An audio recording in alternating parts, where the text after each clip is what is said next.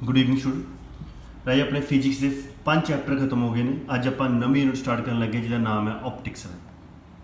ये बहुत इंपोर्टेंट है राजे CBSE बोर्ड लिए भी as well as Punjab board लिए भी राजे। ये ऑप्टिक्स के राजे 2 टॉपिक्स ने, रे ऑप्टिक्स ते वेव ऑप्टिक्स।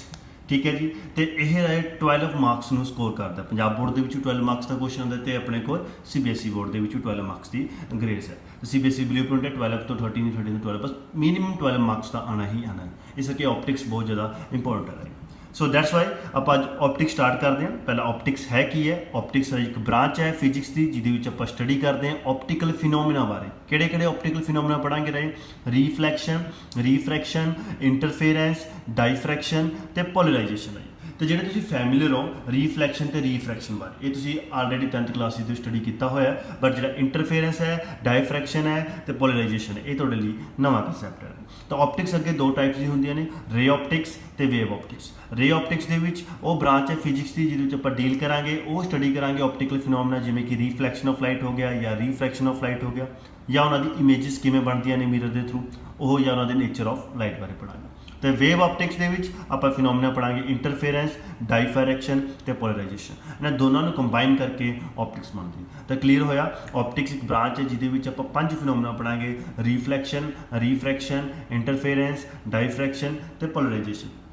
तो रे ऑप्टिक्स के आप रिफ्लैक्शन तो रिफ्रैक्शन पढ़ांगे, वेव ऑप्टिक्स के आप इंटरफेरेंस, डाइफ्रैक्शन तो पोलराइजेशन बारे स्टडी करांगे। तो अज का जो टॉपिक है आप रे ऑप्टिक्स तो स्टार्ट करते हैं। तो सब तो पहला रे ऑप्टिक्स के आप स्टडी करते हैं reflection of light. Reflection of light असीं पढ़िया होना वो phenomena bouncing back of light. Bouncing back of light का मतलब की होंगे लाइट उसी मीडियम के वापस आती जो वो किसी सरफेस से स्ट्राइक करती है। ठीक है जी। वो फिनोमिना आप रिफ्लैक्शन ऑफ लाइट कहते हैं। तो got it, reflection of light कहता वो फिनोमिना जिद लाइट जी है वापस जी उसी मीडियम के वापस आ जाती है स्ट्राइक करने तो बाद। The phenomena of bouncing back of light in the same medium when the light fall on the surface is known as a reflection of a light. उन्होंने आप रिफ्लैक्शन ऑफ लाइट कहते हैं। ये ला ने अपने को ला of reflection of light study करने तो पहला राय तुहानूं मैं दसदा, जो मान लो आ एक सरफेस है, आह अपने को लाइट आ रही है, इनू इंसीडेंट रे कहेंगे जी स्ट्राइक करेगी। स्ट्राइक करने तो बाद जी लाइट जाती है उन्होंने रिफ्लैक्टेड रे कहते हैं राजे। जोड़े पॉइंट स्ट्राइक करते हैं पॉइंट ऑफ इंसीडेंस कहते हैं राजे।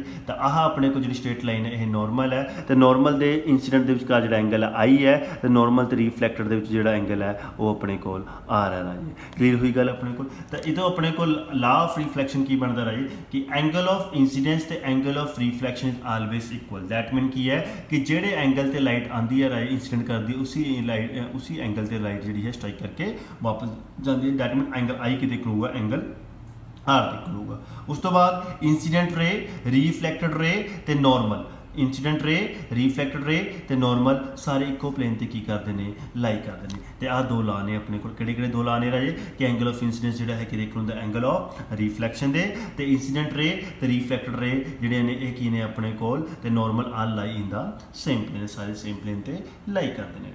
ये सीगे ला ऑफ रिफ्लैक्शन।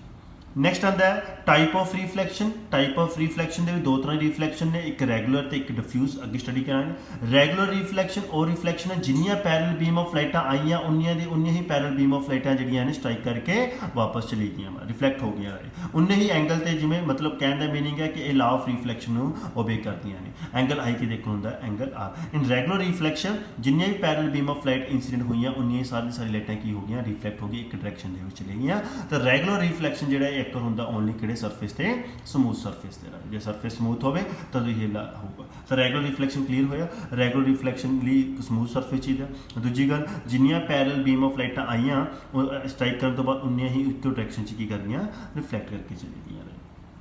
नैक्सट आता है डिफ्यूज रिफ्लैक्शन।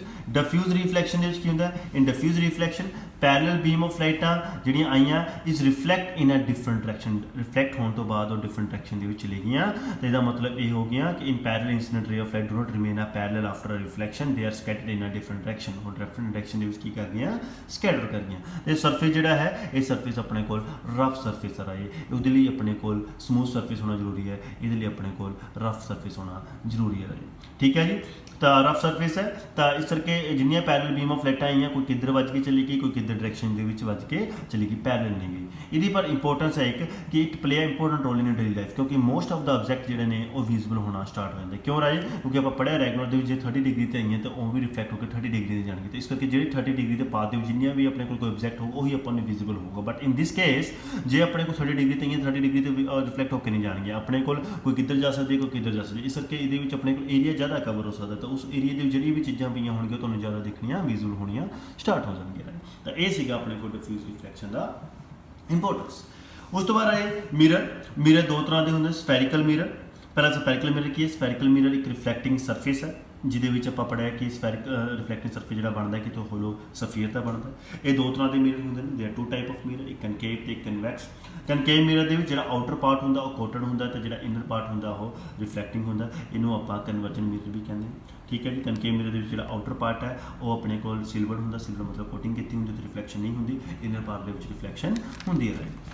ਤਾਂ ਇਹਨੂੰ ਆਪਾਂ ਆਹ ਕਹਿੰਦੇ ਹਾਂ, ਆਹ ਸਿਲਵਰਡ ਹੈ, ਆਹ ਰਿਫਲੈਕਟਿੰਗ ਸਰਫੇਸ ਹੈ। ਤੇ ਇਹਨੂੰ ਆਪਾਂ ਕਨਵਰਜਨ ਮਿਰਰ ਵੀ ਕਹਿੰਦੇ ਹਾਂ। ਕਨਵਰਜਨ ਮਿਰਰ ਕਿਉਂ ਕਹਿੰਦੇ ਰਾਜੇ? ਕਿਉਂਕਿ ਸਾਰੀ ਲਾਈਟਾਂ ਨੂੰ ਕੀ ਕਰ ਦਿੰਦਾ ਹੈ? ਕਨਵਰਜ ਕਰ ਦਿੰਦਾ। ਕਨਕੇਵ ਮਿਰਰ ਸਾਰੀ ਲਾਈਟਾਂ ਨੂੰ ਕੀ ਕਰ ਦਿੰਦਾ ਹੈ? ਕਨਵਰਜ। ਆਹ ਦੇਖੋ ਆਹ ਜਿੰਨੀਆਂ ਵੀ ਲਾਈਟਾਂ ਆਈਆਂ ਇਹ ਸਾਰੀ ਲਾਈਟਾਂ ਨੂੰ ਕੀ ਕਰ ਦਿੰਦਾ ਹੈ? ਕਨਵਰਜ ਕਰ ਦਿੰਦਾ ਰਾਜੇ। ਓਕੇ।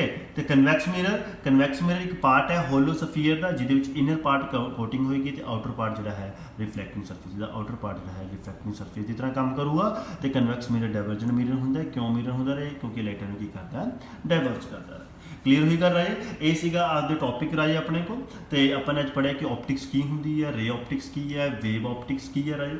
ਤੇ ਰੇ ਆਪਟਿਕਸ ਦੇ ਵਿੱਚ ਕਿਹੜੇ ਫਿਨੋਮੀਨਾ ਪੜਾਂਗੇ, ਵੇਵ ਆਪਟਿਕਸ ਦੇ ਵਿੱਚ ਆਪਾਂ ਕਿਹੜੇ ਫਿਨੋਮੀਨਾ ਪੜਾਂਗੇ right. And then after that ਆਪਣੇ ਕੋਲ ਕਿ ਰਿਫਲੈਕਸ਼ਨ ਆਫ ਲਾਈਟ, ਕੀ ਰਿਫਲੈਕਸ਼ਨ ਆਫ ਲਾਈਟ ਹੁੰਦੀ ਹੈ ਬਾਉਂਸਿੰਗ ਬੈਕ, ਮਤਲਬ ਜਿਹੜੇ ਮੀਡੀਅਮ 'ਚ ਲਾਈਟ ਸਟ੍ਰਾਈਕ ਕਰਦੀ ਉਸੇ ਮੀਡੀਅਮ 'ਤੇ ਲਾਈਟ ਵਾਪਸ ਆ ਜਾਂਦੀ ਹੈ। Law of reflection, angle of incidence is equal to the angle of reflection. Incident ray, reflected, normal ਸਾਰੇ ਇੱਕੋ ਪਲੇਨ ਤੇ ਕੀ ਕਰਦੇ ਨੇ? ਲਾਈ ਕਰਦੇ ਨੇ। ਫਿਰ ਆਪਣੇ ਕੋਲ ਟਾਈਪਸ ਆਈਆਂ। ਟਾਈਪ ਆਫ ਰਿਫਲੈਕਸ਼ਨ ਦੋ ਤਰ੍ਹਾਂ ਦੀ ਹੁੰਦੀਆਂ ਨੇ ਰਾਜੇ ਆਪਣੇ ਕੋਲ, ਰੈਗੂਲਰ ਤੇ ਡਿਫਿਊਜ਼। ਰੈਗੂਲਰ ਜਿੰਨੀਆਂ ਪੈਰਲਲ ਬੀਮ ਆਫ ਲਾਈਟਾਂ ਆਈਆਂ ਉਨੀ ਹੀ ਸਟ੍ਰਾਈਕ ਕਰਦੇ, ਦੈਟ ਮੀਨ ਓਬੇ ਦਾ ਲਾ ਆਫ ਰਿਫਲੈਕਸ਼ਨ। ਬਟ ਜਿਹੜਾ ਡਿਫਿਊਜ਼ ਹੈ ਇਹ ਓਬੇ ਨਹੀਂ ਕਰਦਾ ਲਾ ਆਫ ਰਿਫਲੈਕਸ਼ਨ। ਇਹਦੇ ਕੁਝ ਆਪਣੇ ਬੈਨੀਫਿਟਸ ਵੀ ਨੇ। ਬੈਨੀਫਿਟਸ ਇਹ ਨੇ ਰਾਜੇ ਕਿ ਆਪਣੇ ਕੋਲ ਇਹ ਜਿਹੜਾ ਹੈ ਜਿਹੜੇ ਮੋਸਟ ਆਫ ਦਾ ਏਰੀਆ ਜਿਹੜਾ ਆਪਾਂ ਨੂੰ ਵਿਜ਼ੂਅਲ ਹੁੰਦਾ ਰਾਜੇ। ਤੇ ਇਸ ਤੋਂ ਬਾਅਦ ਸਫੈਰੀਕਲ ਮਿਰਰ ਦੋ ਤਰ੍ਹਾਂ ਦੇ, ਕਨਕੇਵ ਤੇ ਕਨਵੈਕਸ। ਕਨਕੇਵ ਮਿਰਰ ਦੇ ਵਿੱਚ ਅੰਦਰਲਾ ਪਾਰਟ ਰਿਫਲੈਕਟਿੰਗ ਹੁੰਦਾ, ਆਊਟਰ ਪਾਰਟ ਜਿਹੜਾ ਹੈ ਸਿਲਵਰਡ ਹੁੰਦਾ। ਕਨਕੇਵ ਮਿਰਰ ਕਨਵਰਜਨ ਮਿਰਰ ਦੀ ਤਰ੍ਹਾਂ ਬਿਹੇਵ ਕਰਦਾ। ਕਨਵੈਕਸ ਮਿਰਰ ਅੰਦਰਲਾ ਪਾਰਟ ਸਿਲਵਰ ਹੁੰਦਾ, ਆਊਟਰ ਪਾਰਟ ਜਿਹੜਾ ਹੈ ਆਪਣੇ ਕੋਲ ਰਿਫਲੈਕਟਿੰਗ ਹੁੰਦਾ। ਇਹ ਕਨਵੈਕਸ ਮਿਰਰ ਜਿਹੜਾ ਹੈ ਡਾਇਵਰਜਨ ਮਿਰਰ ਦੀ ਤਰ੍ਹਾਂ ਬਿਹੇਵ ਕਰਦਾ।